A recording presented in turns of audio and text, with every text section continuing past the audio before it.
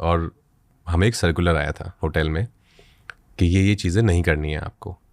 कि आपको परफ्यूम नहीं लगाना है, लड़कियों को बाल खुले नहीं रखने हैं, आपको लोबान जलाते हैं हम लोग हॉरर फिल्म्स में धुआं के लिए,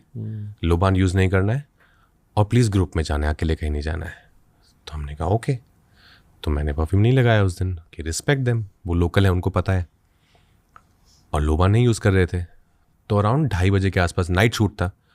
तो 2:30 बजे के आसपास हमारे डीओपी को लगा होगा